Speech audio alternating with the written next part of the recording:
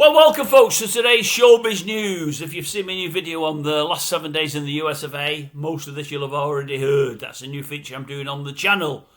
But for those that haven't seen, I'm going to cover a couple of subjects now that were in there. I'm reading my paper this weekend and I'm seeing that there's a family of 5 children that are all now chasing the king of pop. All wacko there. They're saying that all 5 of them were abused by Jackson at different times, and none of them knew the other was being abused. I'm thinking to myself, wait a minute. Talk about after the horse has bolted. It's 16 years after he died. Are they not going to let the fella rest? Surely if it really happened to them all, they'd have come forward a lot sooner. Why wait 16 years? Have they all just started talking about it round supper the other week? Oh, you never believe this. I was abused by him. Was you?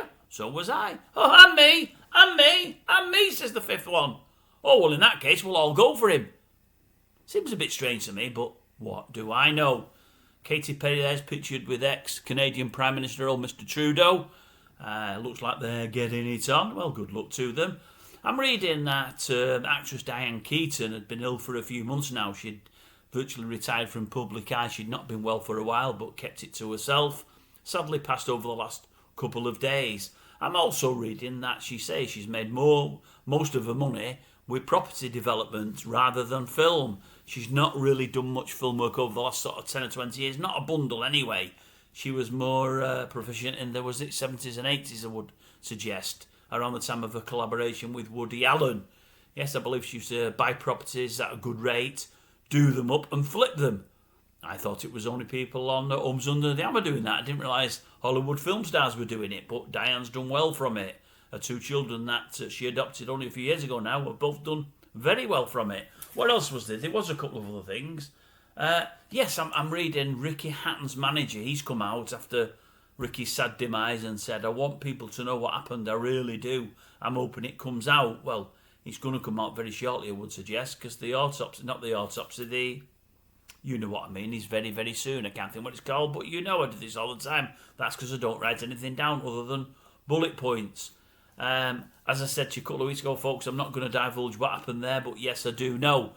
I didn't find him like his manager did, but I know from others that know others that did. And it's sad. I think many of you can probably guess what's happened, but we're not to say it's to come out at the autopsy. Is it the autopsy? Anyway, you know it'll come out when it'll come out. Maybe the family don't want any to know and you've got to respect the privacy. But I don't know why the manager keeps banging on about it and hinting about it. Why doesn't he just wait until everything does come out? It's not the autopsy, is it? What is it? Coroner's report? Is it the coroner's report? Is that what I'm getting at? I don't know. And it's very, very sad. Wonderful pictures, wonderful video over the last couple of days of what happened at his funeral. A fantastic, fantastic gathering. Really heartfelt. And I don't just mean by the stars, the well-known folk. I mean the people, the Edna and the Joe in the street, the people that knew him best from Hyde and surrounding areas. The people that served him his fish and chips, served him his pint of Guinness and all that palaver. The people that just knew him. They say he wasn't just brilliant in that there Tenerife when the holidaymakers went to speak to him and asked for his photograph and his autograph. He was just the same in his hometown. Everybody loved him. Really sad. Really sad.